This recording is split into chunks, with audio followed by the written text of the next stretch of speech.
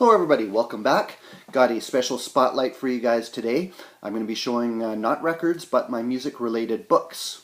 I got the idea for this from a couple other vinyl community members that have done videos focusing on their music book collections. Thought it was a great idea, and I thought I would show my reggae ones, which are probably not too familiar to many in the vinyl community.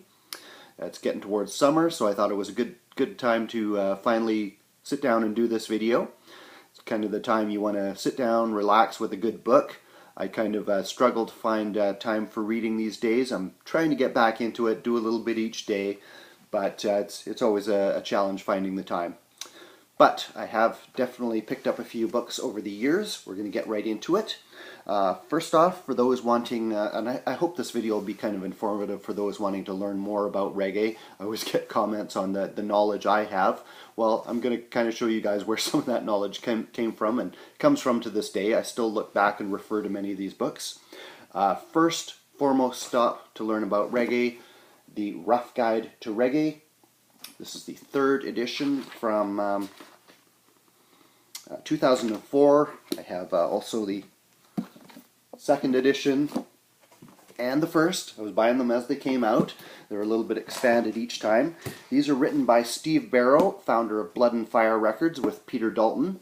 So two great authorities. And this basically covers the entire history of Jamaican music from its origins through the different styles. It'll take you into each kind of period, give you little sections on certain artists and producers, covers records, of course. The key ones will get a little star for an essential pick. For example, there's a dub section right here, if I can find it. Dub, it's King Tubby on the front. So it's divided into these handy little sections with kind of an overview, and gets right into a few little records, little bullet sections for more specific information. Now, if you're looking for really specific artists and specific albums and stuff, you might be, as you get into it, you might be kind of disappointed with this. A lot of even fairly well-known artists get only a very passing mention, some not at all in this book due to the very general scope of it. But for an overall idea of the history and development of Jamaican music, never bettered, in my opinion. There's some other reference books I was picking up around the time, basically late 90s, early 2000s. I don't refer to these as often. Virgin Encyclopedia of Reggae. I still pull out that rough guide quite often. Reggae and Caribbean Music, third year. And as a kind of an adjunct or an appendix to the Rough Guide of Reggae, Steve Barrow and Peter Dalton also put out the Reggae Rough Guide, 100 Essential CDs.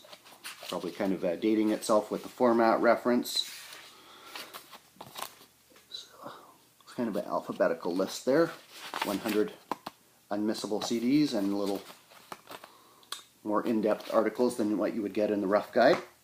Probably one of the, speaking of reggae on CD, one of probably the very first reference books I ever picked up was called Reggae on CD by Lloyd Bradley. Again, kind of dating itself. CD was the format at the time. This is first published 1996, sorry. Lloyd Bradley, UK writer of Jamaican heritage. He's got quite a funny conversational style. Camera keeps slipping down here. He goes into little anecdotes and stuff, like the time he was reamed out by Peter Tosh and things like that. He would also come back and write Bass Culture, which is basically a general history of reggae as he experienced it as it was happening, with a UK, kind of a UK focused perspective. Very good, kind of conversational, funny, engaging writing style. Another general kind of reference book, Encyclopedia of Reggae. This is quite comprehensive as well. Lots of pictures, various artists, alphabetical. Bookmark fell out. I haven't finished that one yet. Oral histories, there's a few. Roots Rock Reggae by Chuck Foster. Kind of in-depth as the artists tell their own stories. Ika Mouse, Sister Carol, female dance hall artist. One ginormous coffee table book I picked up at the time was called Reggae Explosion. This was pretty expensive at the time.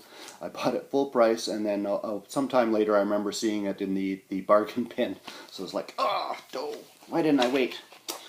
This came out 2001. As I recall, if there was a exhibition going around, a touring exhibition of Jamaican musical artifacts called Island Revolution that was out at that time. I don't know if this book came out to tie in with that or not, but I definitely remember 2001 or wherever it was in Seattle. Traveled down there with my not yet wife. That was a couple of years away, but we traveled down to Seattle so I could go to this reggae exhibit. We got to see King Tubby's mixing desk, I think Don Drummond's trombone, the nun who was the headmistress of the Alpha Boys School where many of the key ska musicians trained. Sister Mary Ignatius had her little box of original ska 7-inch singles there. That exhibit was at what was then called the Experience Music Project. It's changed names now. From what I've heard, I think some of those artifacts were sold off, and some are still in storage there, not accessible to the public. But great photos in this book. There's the famous Swingaling Mobile Record Shack. Just kind of a general history of the music. An idea here. Burning Spear on the beach.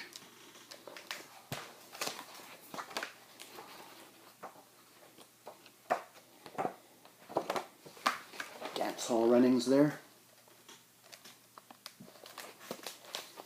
That was written by Chris Salowitz, with many photos by Adrian Boot, very renowned photographer. Chris Salowitz would also write Rude Boy, Once Upon a Time in Jamaica, kind of detailing his history with the music. Again, kind of similar to the Lloyd Bradley book, kind of a personalized general history. Reggae Bloodlines, Stephen Davis. I think this originally came out at the time as it was happening. 1977 this came out. This is the 1992 edition. Lots of great, very evocative photos in here. And information on artists. Augustus Pablo right there. Looking very young. The Third World Nashville. Colin Kingston. Black Disciples Band. Getting into a little more solo artist biographies. This one on Dennis Brown. This is by Penny Reel, who is a UK music writer. I got this direct from him. This is, again, kind of, what do I call it? Stream of consciousness, kind of almost like an oral history, but dealing with Dennis Brown, particularly his experiences, his movements and runnings on the UK music scene, where Penny Reel was based at the time. Very young photo of him near his debut. Started very young as a teenager. Lots of information in here. Lots of great photos. The Crown Prince of Reggae.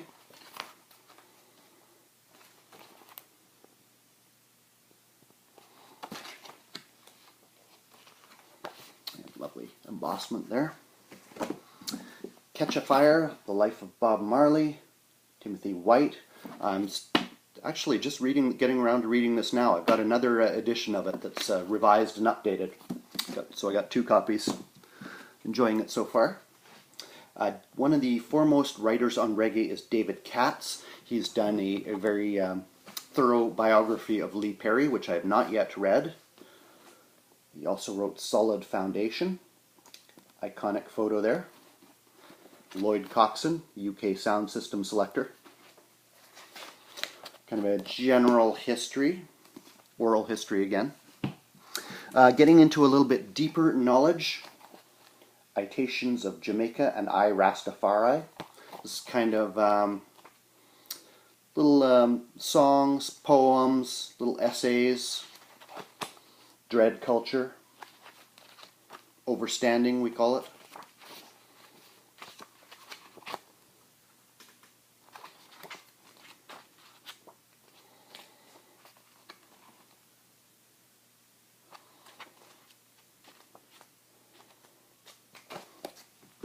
Also, one of the key philosophers that inspired reggae and Rastafari was a man called Marcus Garvey. Lived in the early 1900s. He was a Jamaican who traveled to the US and abroad, preaching the doctrine of black self-determination. He was kind of discredited, disliked at the time, but he was very popular with his grassroots following in Harlem and other places. Philosophy and Opinions of Marcus Garvey. I've not finished this one. This was a lucky used bookstore find. Quite not exactly what you call light reading. Marcus Garvey actually inspired the title of Burning Spear's classic album of the same name, as well as many other references in reggae. A book on King Jammies. I showed this in my dance hall video, I believe, by Beth Lesser. Beth Lesser was a Toronto-based photographer who, with her partner Dave Kingston, who was kind of one of the early reggae DJs in Canada, they were right on the dance hall scene at the time. They put out a magazine called Reggae Quarterly out of Toronto. I was lucky enough to pick up several of the original issues direct from her. This is Volume 1, Number 5, Reggae Quarterly, Sly and Robbie on the cover there. Kind of a profile of them. This is interesting. These came out in the 1980s. What's the date on this one? 1984, so the music was still happening at the time, still developing. These two were right on the scene. She was taking all the iconic photos and profiling things, records that were coming out. Sometimes it's quite a different picture than what you get later from different information. Profile on Junjo Laws there on the bike. He's the one gunned down in London in 1999. Was definitely involved in some rough business for many years. A very young Coco T.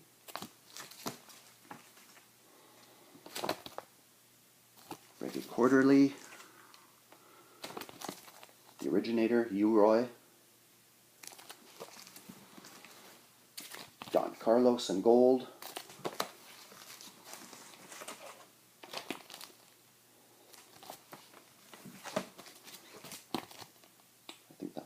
First one, yeah, Volume 1, Number 1. As well as reggae cover art. There's a nice book called Stir It Up. It's got many different covers on there.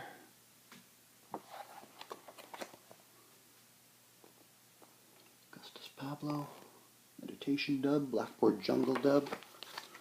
Studio One has put out a number of label and cover art books. These are excellent. Studio One Records, the cover art of.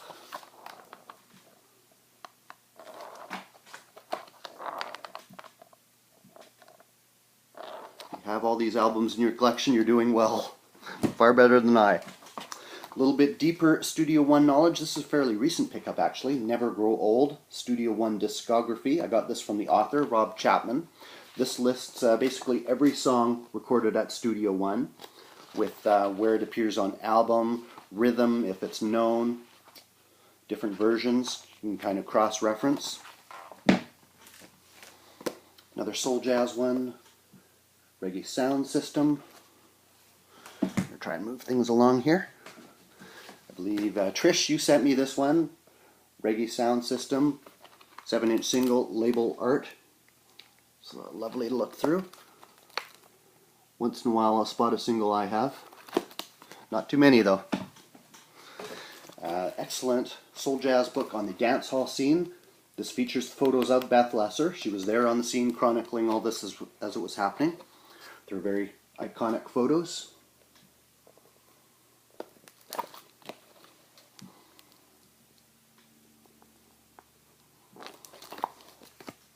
And just a few more periodicals to round things up. There's a magazine out of Germany called Rhythm. I think it's still ongoing, For a short time they put a English language version. I was picking those up as they came along. Only lasted a few issues, unfortunately. I won't show all of them. Very early on I found a couple of issues of a long defunct magazine called Dub Missive. It was out of Florida. That was pretty fun to find and read about. These are 1990s, I believe. Steel Pulse. Basically reggae and Caribbean culture. Luciano. There was also The Beat, which was published out of California. It was originally the Reggae Beat. Kind of was petering out as I was getting into reggae. It's long since ceased publication. But the founder of it, Roger Steffens, is one of the world's foremost or probably the world's foremost Bob Marley collector. He's written numerous books. His collection's been featured many times. There's actually a documentary being made about him called Livicated. I've been kind of following these guys' progress for a while. They sent me this magazine. It's an old issue of The Beat, signed by Roger Steffens. And their documentary is coming along. I was fortunate to be asked to view a rough copy of it by them and give some feedback a while back. So keep an eye out for that as it develops. Check out Livicated. You can find them on Facebook and various places. So that is my book collection. Thought it would be an appropriate time to share some of those. They're probably not too well known in the vinyl community. So hope everybody enjoyed. Take care and peace.